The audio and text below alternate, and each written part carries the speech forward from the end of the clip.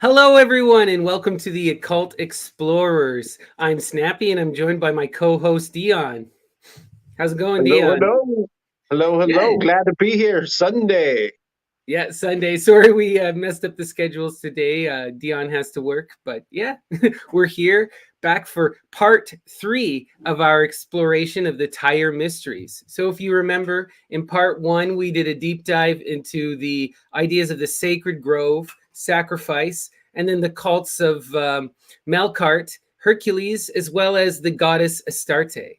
And then in our part 2, we kind of expanded on that. We went a little more recent in history, and we looked at the cult of Asherah, as well as the powerful women who are associated with the cults of John the Baptist and Jesus Christ. And that leads us to today's episode. So we're going to be taking off from where we left off with our Myrrhbearers. These are our powerful women who were kind of like central figures in the cult of Christ. So after Jesus passes away, what happens, Dion, to these incredible, powerful women? Where do they go? What's going on? Well, supposedly they get on a boat and go to Europe, but we're not going to take the boat ride to Europe just yet. We got unfinished business in the garden. Okay. Yeah, yeah, we're still going to talk about this garden and little boys, and so trigger warning. Once again, Yeah. folks, like Always with with each our show. episode. Yeah, sorry. Also, always with our show, we want to give a trigger warning for this. We're delving into some dark topics here. If you're uncomfortable with anything like violence or rape, this is not the show for you. Also, we want to make sure that everyone understands we are exploring religious ideas, traditions, and beliefs. We're not looking to define the truth. We're telling you a story that's based in history, right? Yeah, So let's legends get and into it. myths. Legends and Legends myths, and right? myths.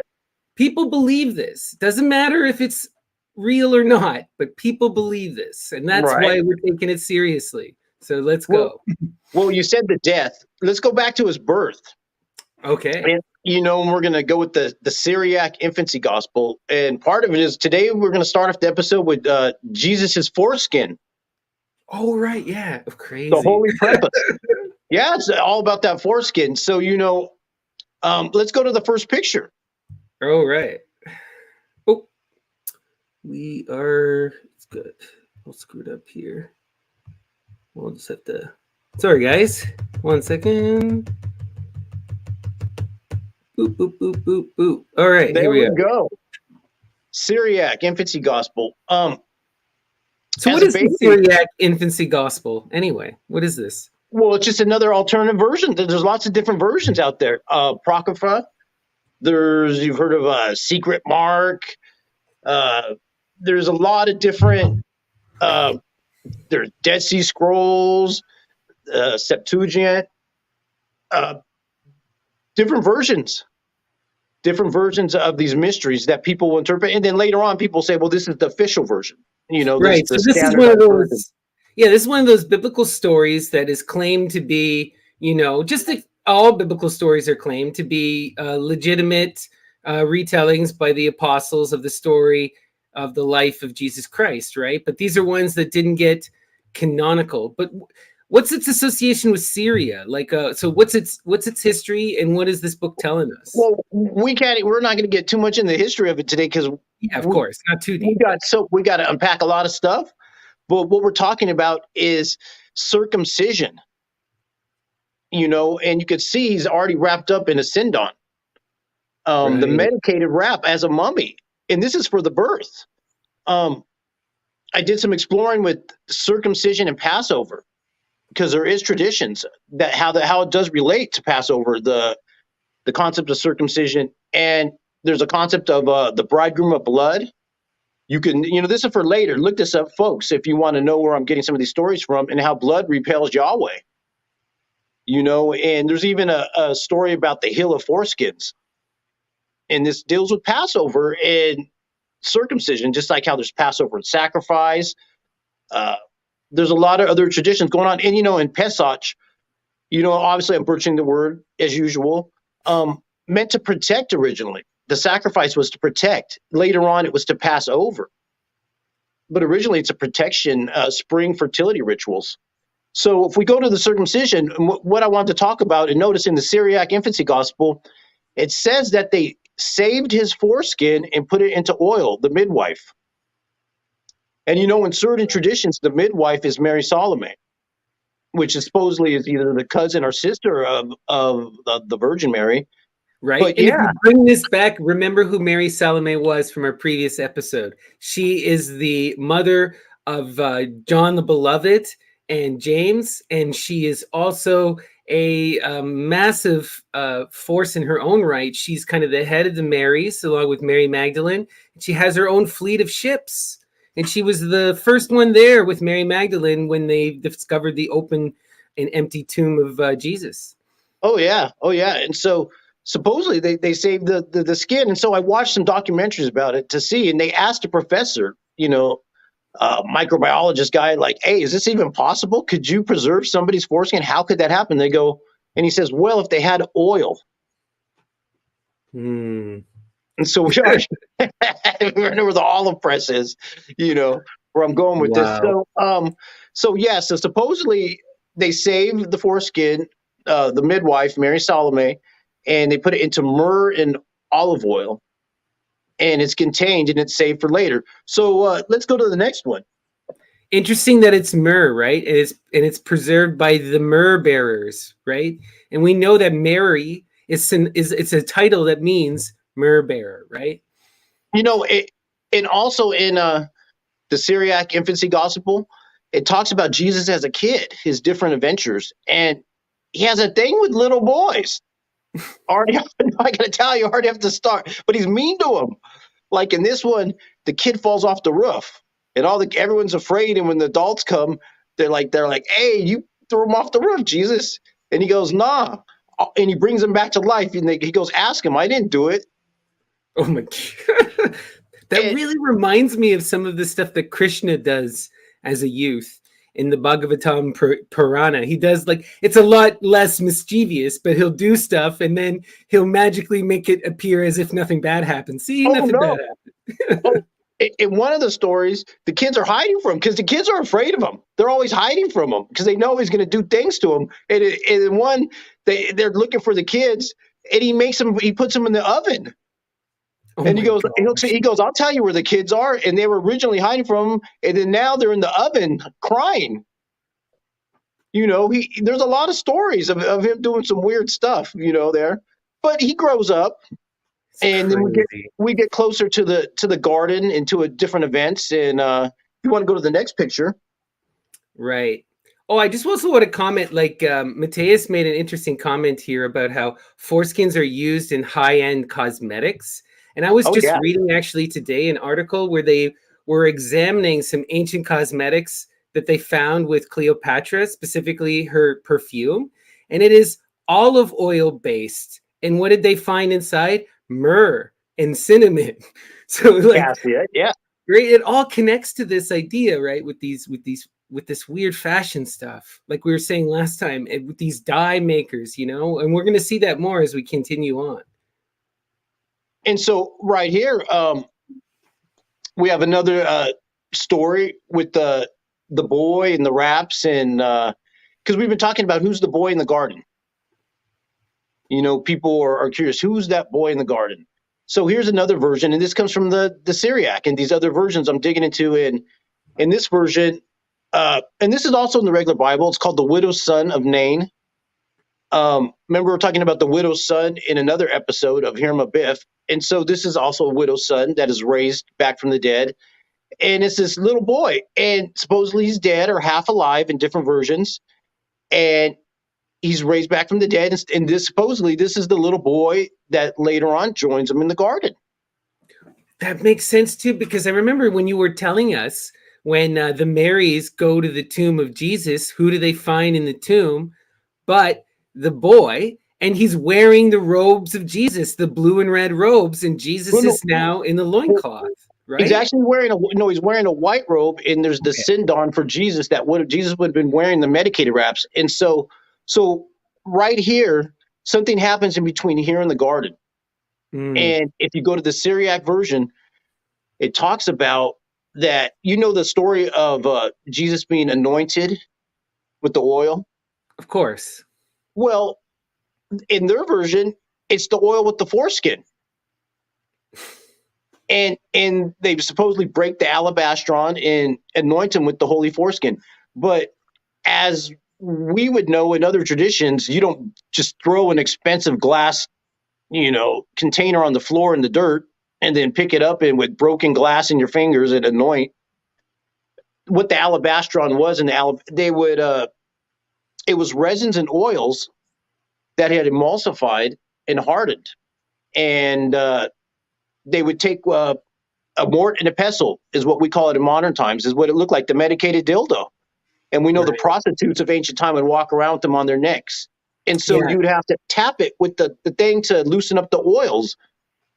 And so that's what the term of breaking the alabastrum is. It's breaking up the emulsified oils and resins to get ready to be used to anoint in however way you want to anoint them.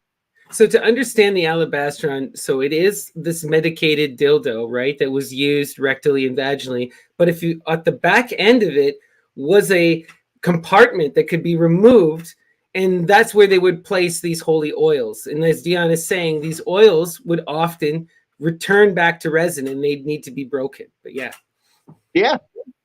And so when they're talking about breaking the jar, that's breaking the oils in the jar into a liquefied state.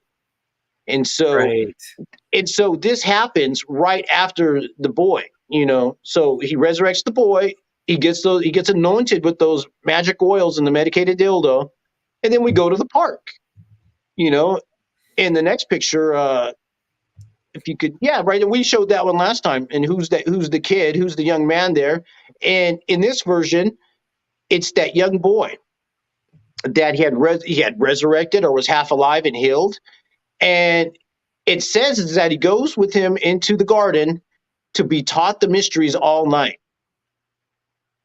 And I noted it, and I wondered about it. It takes all night to teach him the mysteries. And it's Passover. So one of the versions, and this is what people put forth, is that it's circumcision is part of it. Because it's that, how Jesus had to be circumcised. And a lot of people have to be circumcised in this specific cult. And just so you know, circumcision back in the day, then not everyone had it. It was the priest class, royalty, until it eventually spread out to everybody, in certain tribes. But everyone didn't always have it, and it was kind of almost a political thing too at times. And so if we're in the garden and we're talking about things with the sindon, a medicated wrap, and why you would need a medicated wrap, this could be a circumcision.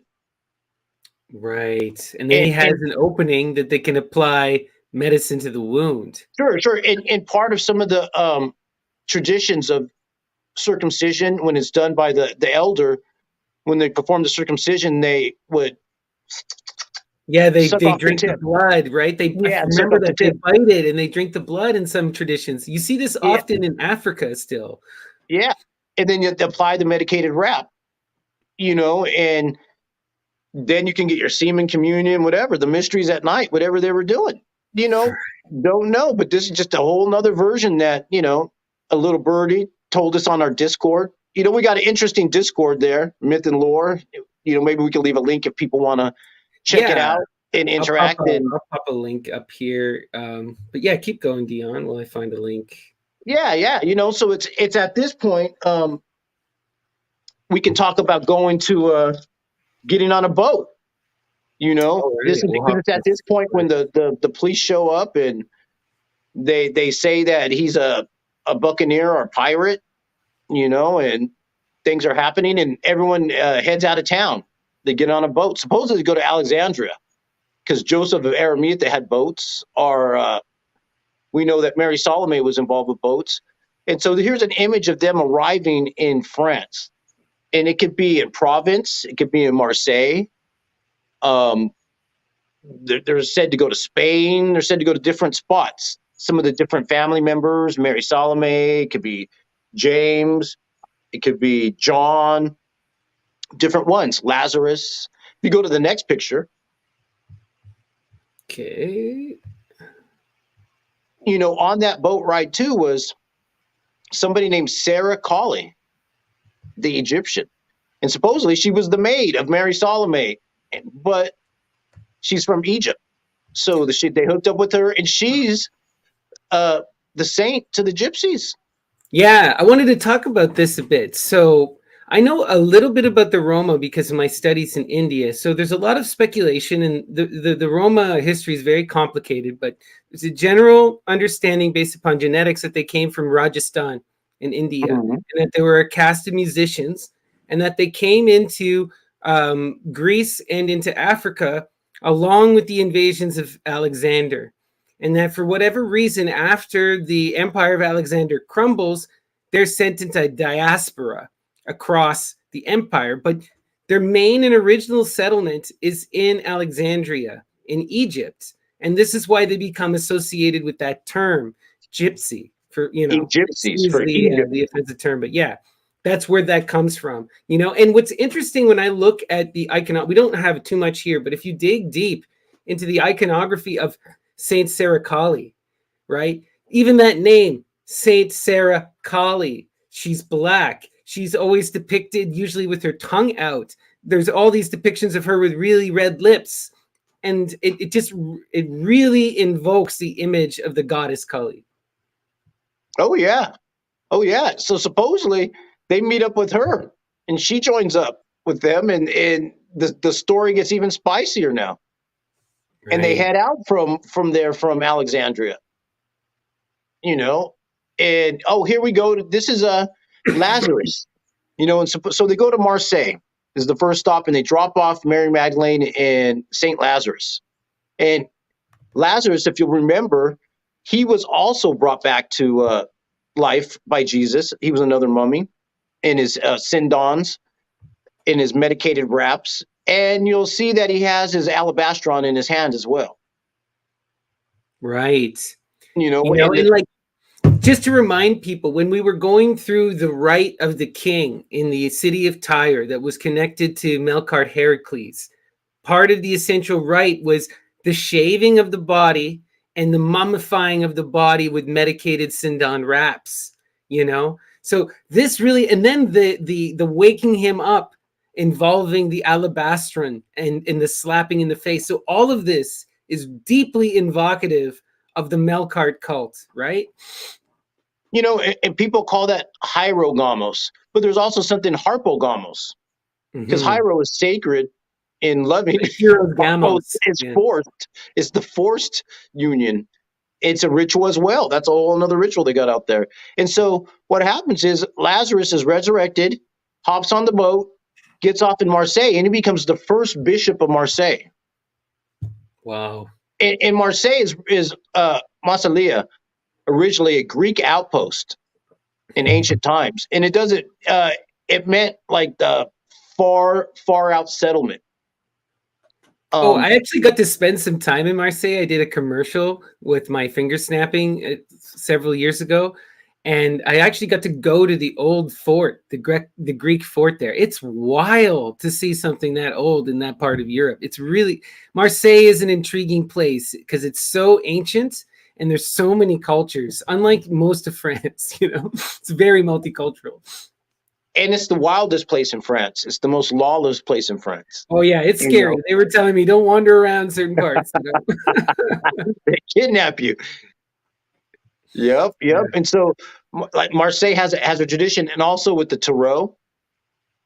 True, right? And that's a really interesting thing, because again, that connects us to our Roma people, because so what we have with the tarot kind of comes out around, playing cards come about in the 1400s in the Arabian Empire, and they get adopted by the Roma people, who then start infusing them with their own iconography and symbolism. And then this spreads also to the Jewish people, who start imploring their own iconography and symbolism. And when we look at the Marseille tarot, which is one of the oldest tarots, so unfortunately, most of the Roma tarot does not survive, because the Roma did not make printing plates. They just painted them on cardstock, so the cardstock does not survive. But we do have the printed plate version. So the earliest version of the tarot that we have is actually one called the Solabusca tarot. It comes from Italy. It's deeply Saturnian, deeply necromantic imagery. And then you have the Marseille tarot deck, which was found in Marseille. And this one, which is intriguing about that, is it has a lot of Jewish imagery. And there's a lot of speculation that this was used as a Kabbalistic tool and was used to spread Kabbalistic information. And then later on, we have the mystical traditions of the Golden Dawn and other occult Rosicrucian groups. And you have the establishment of the modern tarot, like you have the Rider-Waite tarot, which borrows imagery from both the Marseille and the Solabusca. And that's kind of like a fusion of Jewish, pagan, and Christian ideas into one thing. So it's really interesting how all these things kind of spur and create and inspire each other, Oh, yeah. Oh, yeah. Well, did you check out Florence?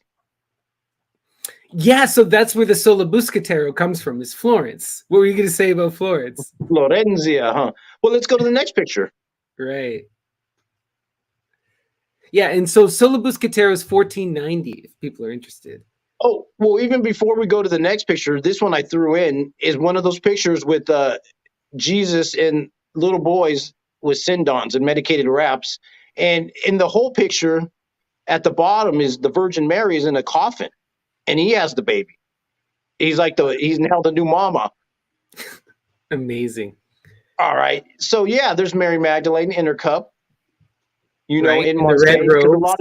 In a lot of the traditions, she's there. And I suppose people were expecting we're going to talk about DaVinci Code or Holy Blood, Holy Grail, and she has a baby with Jesus. But I kind of think if he was going to have a baby, it would have been with John. Right. So it's more clear that they have a loving relationship, right? Like, and so where we're going to go to next. Let's talk about that foreskin again. Because earlier you were talking about the foreskin and how it's used in cosmetics. And well, that foreskin in some of the traditions is brought to Europe. And go to the next picture. Don't you just love the Pope there sucking on a baby? Yeah. I had to throw it in. And supposedly this is one of the foreskins because they have different pieces of it in different relics out there. I mean, on the Holy Family relic market, it's a big market now. I'm learning about. They got umbilical cords, pieces of teeth. I mean, there's a lot of stuff out there. And it's not just shrouds of Turin, folks. It's everything. Oh yeah, they got the nail and Saint Helena. We'll talk about her too later. But here, this is supposed to be one of the holy. It's called the Holy Prepuce, and it was paraded for years. It was stationed at Calcutta, Italy, not Calcutta, but Calcutta. And they used to have parades and processions and blessings and the whole thing until in 1983, it was stolen. And people think Opus Dei snatched the Holy Prepuce off the market because they were afraid of somebody trying to clone Jesus' DNA. Hey.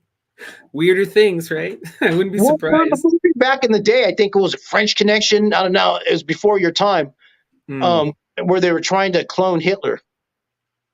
I remember seeing several B movies with this plot. I don't know any specifically, but like this sounds like something Roger Corman would produce. Oh my! So let's go to the next picture. Yeah. This is a Saint Helena, Constantine's mom. She's responsible for a lot of Christianity. And supposedly at 80 years old, she goes down to the holy sites and she starts building churches and digging up crosses. And she supposedly finds pieces of the true cross and nails that she brings back to Europe. And notice she has the same blue and red robes, the blue mollis with the red kermes, But what's interesting is that right there is she was one of the first people to bring the Black Madonnas to Europe. Wow. It was through her shed. This is the Black Madonna from Montserrat, which was also a Templar stronghold later on. And a lot of these sites where the Black Madonnas are goddess strongholds. And so we're going to talk about the Black Madonna. The Black Madonna, in certain traditions, is the Virgin Mary in child. She's also worshipped by the Roma as a syncretic version of, let's say, Sarah Kali in the Virgin Mother, the Dark Virgin, all put together. It's Isis because of their time in Egypt. It's Kali from where they came from, and it's the Virgin Mary where they ended up. Right. And it ends up as a Dark Madonna. Yeah, say what you're going to say. I was just going to add that we also like this imagery of the Dark Mother and the Black Mother is like so predominant cross culturally. Like within the Greek pantheon, you have Nyx. Within the Indian pantheon, you have Kali. You know, you have Isis in Egypt. You know, we have this constant stream of these Black Mother characters. So it's very. I'm almost positive that this is adopting that. It's playing on that. It's trying to usurp that pagan energy and replace it with their own iconized version of it, you know? You know, and they got different versions of them. So the Black Madonnas, you know, came to Europe at first was with Saint Helena, the first wave. The second wave was through North African Copts. From North Africa brought them over. And then the third wave was through the Templars. They brought these Black Madonnas. But I'm going to tell you some of the older history of the Black Madonna is that she's a meteorite. Oh, that's interesting. What do you mean Yeah. she's a meteorite? Because we have so many cults of meteorites in this all over the world, you know? And you know the Kaaba stone has the meteorite Al-Hajar in the corner. Right. Well, the comet in Indian understanding is always seen as the consummate kind of like lingam, right? It's the unity of the phallus and the yoni, you know. So it's like when these meteorites land, they're usually thought of as Jatri linga or like you know, linga from the stars or natural linga. Like it's a really important thing within certain Hindu sects. Oh yeah, oh yeah. You know, and so the meteorite also was people put forward that was the capstone on the pyramid, because you know the pyramid has no capstone, the Great Pyramid. Right. And so there's a lot of speculation about these meteorite cults and how they're the dark goddess, like the cosmic egg lands into Euphrates. Right. You know, and it's cool too. Like when we look at these stones, they're most often tektite, which is a form of obsidian glass. And again, obsidian is often used by these same cults, right, for mirror scrying, and so is the tektite. Mm-hmm. It's used for mirror. So these meteorites take on multiple significances, right? Like, and you know, you get this relationship with Kronos and the cube, right, and Saturn as well. You know, and there's all of that weird cultic stuff that surrounds the Kaaba and these ideas of the cult of El and the cult of Saturn that predates there. So, yeah. And then, you know, wherever meteorites land, one of two things can happen. Either the environment is toast and everything's dead, or it brings life and abundance. Mm-hmm. You know, very mother goddess, right? Very, very Kali. Really reminds me of that. You know, she's the extremes of creation, right? The unfolding power of time to bring abundance and to take it all away. and you know, and these goddess are these sites where a lot of the churches are, where the Black Madonnas are ancient goddess sites as well. You know, because we were already showing how the Phoenicians had set up shop all around the coast there, and some of these churches are there. And, you know, in the Black Madonnas, there's different ones. There's the Montserrat is the famous one. There's the one in Poland is a very famous one. If you go to the next picture, this is the two Marys. So you see the Roma that are in Europe, they have two pilgrimages they do a year. And one is to the Black Madonna, and the other one is to right here, which is Les Maries or Les Saintes Maries de la Mer. And they go to worship the two Marys. So that's part of their tradition. And so one is the Dark Mother, the Isis Kali Virgin Mother, and the other one is the two Marys, and this is down on the coast. Right. And there are two Marys, right? It's interesting is that you have your Mary Magdalene, right? who's you're standing for your Whore of Babylon type figure, and then you have your Virgin Mary, right? Who's your stand-in for your Diana Artemis. But actually, neither of those is these two Marys. Oh, These really? two Marys is Mary Salome and Mary Jacob. Interesting. Who's Mary Jacob? Now, Mary Jacob, that's why her name is Mary Jacob with the E at the end, because she's the mother of the lesser James.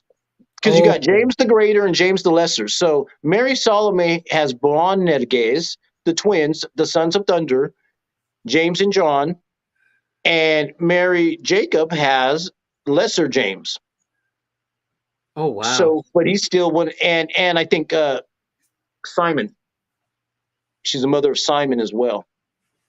And so they worship them. They're on the coast, and you can see the gypsies. It's an old tradition.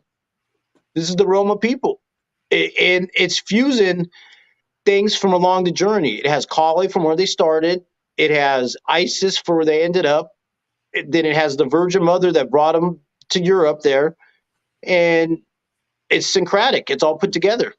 Yeah, the goddess takes on many forms, but she stayed with them every step of the way. She just took on new dresses, new fashion for new times. And so let's go to the next picture. All right.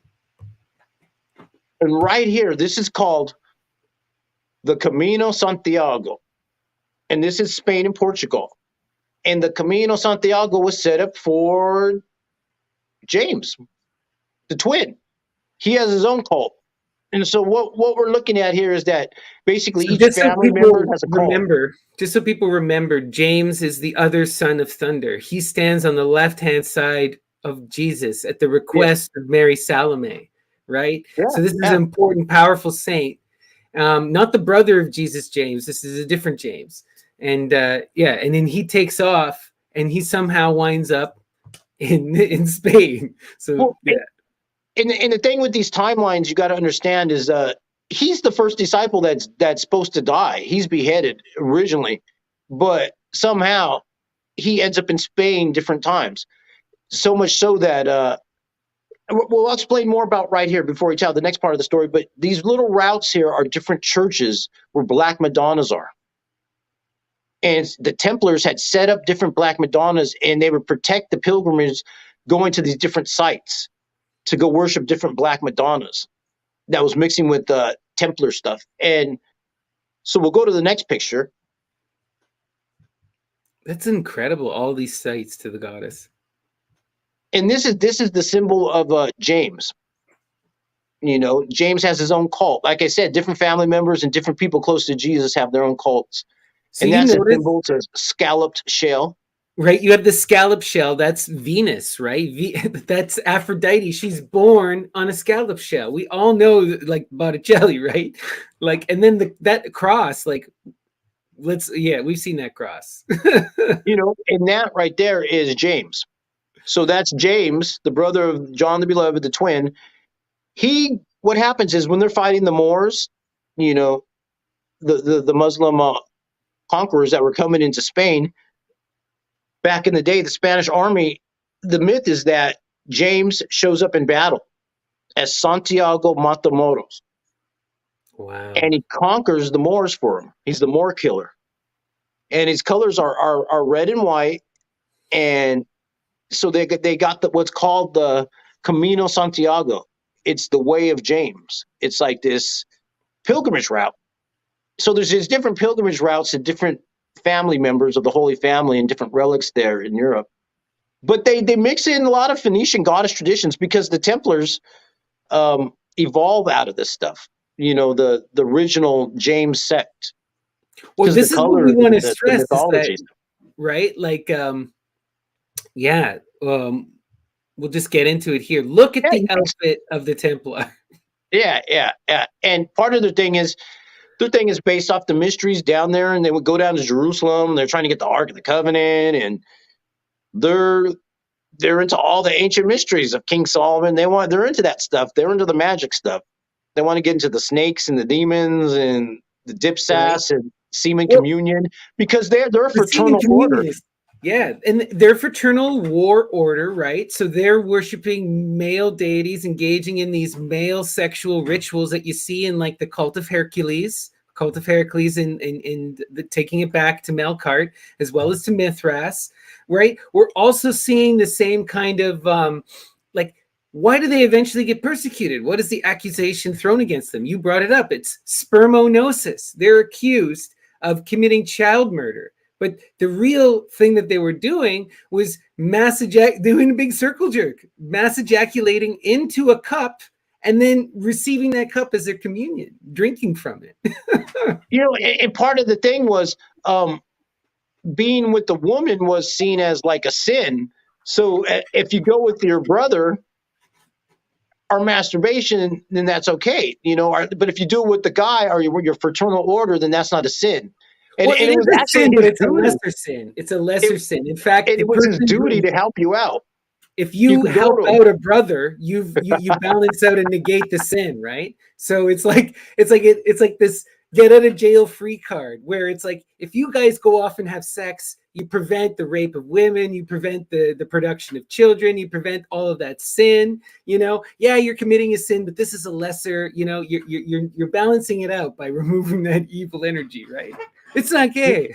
I swear. Right. Well, part of their order was in Portugal, and they even have different sigils where it's Port au Grail, and where they think they've taken the Grail there, and they set up shop there because they were killed on the Friday the 13th. You might have, you've heard of that, where they murder them, and then there's the Cathars, and so there's also the Order of Christ, which is a complementary order. Well, this Order of Christ down there in Portugal, what they got is it's called Santa Maria de Olival, and it's this church, and it's a recreation of the Mount of Olives, and they even got a garden of Gethsemane with olive trees, where they said that the Templars would come and do rituals in that garden. Wow, that was a recreation of Gethsemane. Amazing. I'm just saying they had to recreate the environment to where they would take the kids and do the the thing. But let's go to so the order of the Templars. That's one of their main things. It's John, the head of John. That's one of their power sources that they worship. Wow, that's interesting. The head of John, and that's John the Baptist, just so that people aren't confused. Head of John the Baptist, the original John. And you remember, if you go back to his head, the head was originally cut off by Salome. You remember? And the mom was the witch. Salome is the daughter of Herodias, right? The wife of Herod, right? And they demand the head of John because he is bad mouthing the women, at the temple, and their power and their control, and he's trying to undermine them.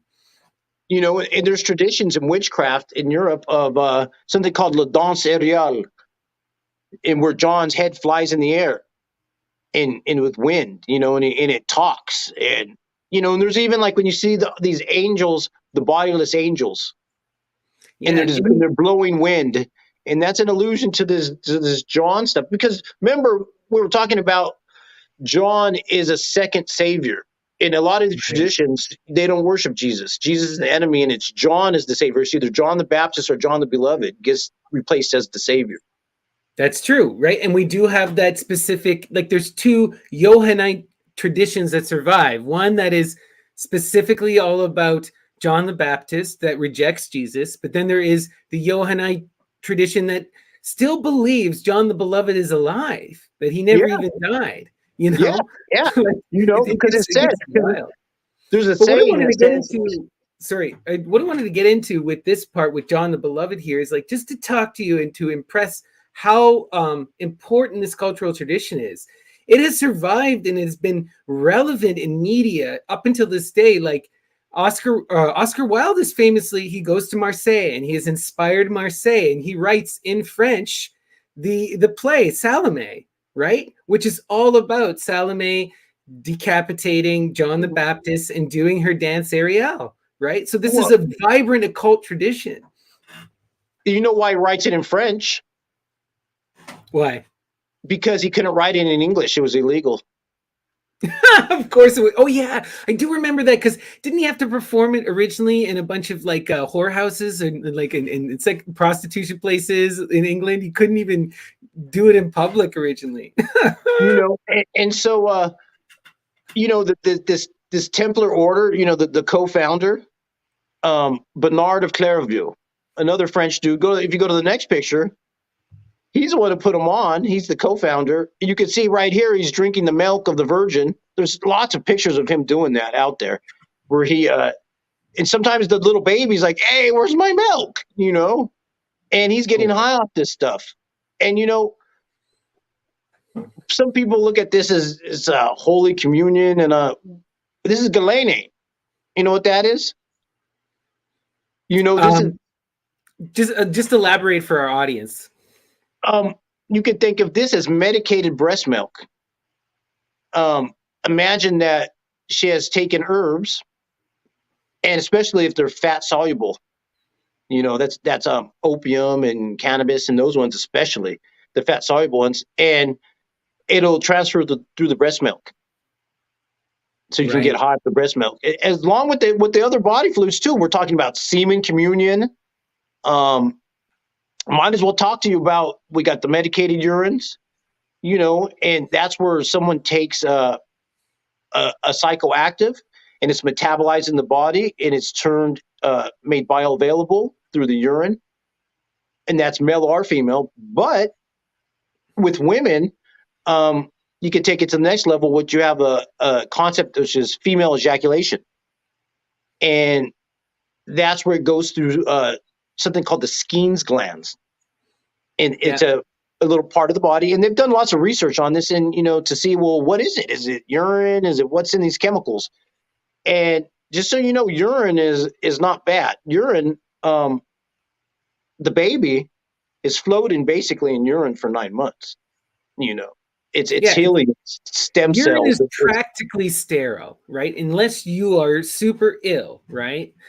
For most people, it's going to be no problem, right? Cultures have been ingesting urine for the dawn of time, right? Right. And so in this instance, there's medical ways to drink urine, different ways. What I'm talking about here is if it's through female ejaculation, and you get extra chemicals. So it's metabolized urine, but you also have sugars, salts. There's something called PSA, prostate specific antigens. There's a prostate phosphorus. There's these different chemicals as well that work with the body, with the man's body, to help trigger things, sexually trigger things. It's pheromonal, it's chemical. So the bodies are chemical factories, like our friends talk about. The professor, I want us to connect this to the work of Ammon, because Ammon has been delving deep, right, into the cult of Dionysus. And if we examine his work and we look at the practices of Medea, this is what's happening. A dote and antidote, right? She becomes the producer of the antidote that is given to people to wake them up from the mystery after they die, and that dote would be her porneia, right? It'd become, so this is well established within the region in the Mediterranean. And you got to remember, the Greek religion becomes the central religion of the Roman Empire. Everyone knows and is aware of the cult of Dionysus and the practices of Medea. Yep. Cyprus. In Cyprus, there's Epineus. There's an author, and he wrote about a Christian sect called the Borobites. And this sect would do a semen communion. And he wrote, and he writes about, they have a tradition where Jesus goes to the top of the mountain with Mary and with another woman, and he has sex with another woman, and then he ejaculates in his hand and he eats the semen, and he tells Mary, this is what we have to do to stay alive. And Mary passes out. It says she faints. She's like, what are you doing? And so they would talk about these different sects, like even Cathars. They would talk about Manichaeans from the prophet Mani, and that was, I think, the 3rd century there in Syria or Iraq. and this is the semen communion. Galen, according to Ammon, Galen writes all on semen, and he can describe the different ages of how the different textures are and the different medical applications, right? Like they're using bodily excreta in magic, and there's a very understood system to this, that's accepted within the cultures that we're talking about, and like even later, like it's not like this kind of stuff dies. Like we were talking about how this idea of spermognosis becomes central within like the OTO and the Crowleyite philosophies that follow, like they're ingesting sperm and menses, right? As the center communion for them. Or some people would say that's the Catholic priesthood. That's one of the things behind it. There is a spermognosis of ancient tradition there. Irenaeus talks about that. You were telling me from Cyprus. Go into this. What you had a word for it? Not spermognosis, but spermatographa. Spermatographa. Okay, tell me what this is. It's hard to pronounce these words. I butcher the word, but we know what it's about. It's about getting the semen from a young boy to try to receive some type of life energy. And this is part of the backbone of these hidden rituals. And it does involve the olive oils, because olive oils a conduit to the spirit, and it makes a great lube, and it preserves chemicals and ointments that help make things psychoactive and blood pressure. And a lot of the things that deal with the snake bites remedies are also used for sexual, for erections or for abortions, because it gets the blood flowing downstairs. Yeah. It gets wild, right? And like, again, I want to emphasize how widespread this kind of spermognosis is among like in urinosis, right? This is a very common thing where you have people who fulfill a medicine person or a shamanic role where they're ingesting and then giving this out to their disciples. Lacto Gnosis. That's what we're talking about right here. So let's go to the next picture. Since you brought it up, this is Lacto Gnosis. Right. This is one of the damas they found in ancient Spain, and these are those Phoenician ancient goddesses that deal with this. And here you can see the Lacto Gnosis. And she's pouring it into her cup, right? That's going to be the creation of her porneia. Like this was a common thing, turning people into drug production machines, and like it still survives. Like the shamans in Siberia who are doing this with the Amanita muscaria, right? Like we know, like the shaman will ingest it, will process the poison, urinate it out, and then they'll all come together and drink from the communal cup. And they'll get twice as high and have none of the terrible symptoms. Yeah. Well, let's go to the next picture. Since we talked about here he is, the beloved John, with his cup of snakes, which is it's a formula. I see a formula right here. I see a red kermes, a red Syrian rue, or a red mollusk. I see a blue mollusk or a woad, indigo. And I see a dipsas, snake venom. And in the cup, we could have different things, including olive oil, myrrh, frankincense, cassia, cinnamon, nard, blue lily nymph. And you could have your amanita, which was in trade at that time down there. And we noticed that John could be a hermaphrodite. And we're talking about the beloved John because what happens to him? Well, in the tradition, it says he lives forever because Jesus says he can live forever if I want him to. And the other disciples get upset. They're like, "Oh man," they're upset about Mary being a prostitute, but they're more upset about John's relationship with Jesus, not about Mary's relationship with Jesus. They're upset about she's a woman. They're upset that John was so close with them. But what happens to John? Well, we know that supposedly he ends up in Turkey, Ephesus, and supposedly he destroys the temple of Artemis. One of these. There's and that who that is. That could be called the Black Madonna.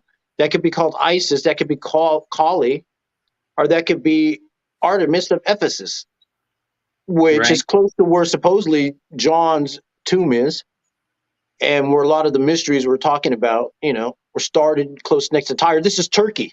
This is up the coast here from Lebanon and Byblos and Babylon and On the other side is where Medea is, Colchis. This is kind of where we're supporting us, looking at the areas around Colchis and Medea, and how maybe all this stuff relates to Medea in the end. Yep. And what's interesting to me is how if we look at the statue here, some of this iconography survives within the Black Madonna, within many things like this wearing of the castle on the head, right? Mm. The association with the owls, the bigender. So a lot of scholars posit that these are not simply breasts, but that these are a combination of a breast and a penis, and they're bull's balls. Right. That's another one. They would cut some balls off. It's like a Mithric thing and hang them. Right. You get all this weird speculation, but it's always understood that this particular form of the goddess is an androgyne, right? She has a penis, as well as a vagina. She has many penises, in fact, right? But yeah, so let's continue. What else do you want to say about go to the next picture? Yeah, go to the next picture. And we talked about a lot of the other members of the family. Let's talk about the Virgin Mother, Mary. Because those are the two people, they don't know where the tombs are. Everyone else, they got a tomb or a relic. But they don't know where the beloved John or Mary is. But they claim that John was in Turkey. And they actually went there, different people, and opened up the tomb, and it was empty. There's nothing in there. But in this picture, this is representative of what we call the Marianite tradition, Marian. And this is where they believe that the Virgin Mother has more power than the rest of the crew. And here she's being crowned with the dove on top. And part of the dove symbology we didn't talk about in other episodes, the dove is Adagarus and Astarte and Asherah. And it's big in those cultures down there, Phoenician culture, the dove. And the dove was at Ashkelon. Like even different writers talked about when they went there, the doves are everywhere in the city. The people let them go in their houses. They're flying around everywhere. Sometimes they ate them. But it's also important, like when we look at like the Greek culture, right, which influences this entire area. Birds are augurs they're used in divinatory practice. And there's all this specific understanding. I don't think it's a surprise that when you study the Greek text, they talk about the dove as a sign of peace, as a sign of the goddess, as a sign of the coming spring. So it's really evocative of Diana, right? The dove is always associated with the Virgin. And that the word Columbia. Yeah. And here you can see in the picture once again the robes, the purple mollusk. She has the blue and red kermes. And this is in the Marianite tradition where they believe that she had the power. And look, she's being crowned by the Father and the Son. You notice that? Yeah. Right? And then you have this thing of peace between them, right? The dove is symbolic of this representative of this unity of power that they're bestowing upon her, right? It's this transferring of the power. And then, what's also wild to me is that the cherub, this is a symbol that has been maligned in art, because it's always depicted as the chubby baby.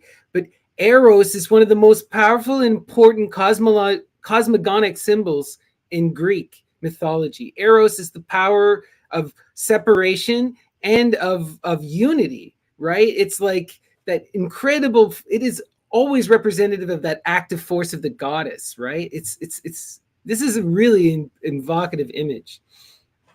Yeah, that was our last image.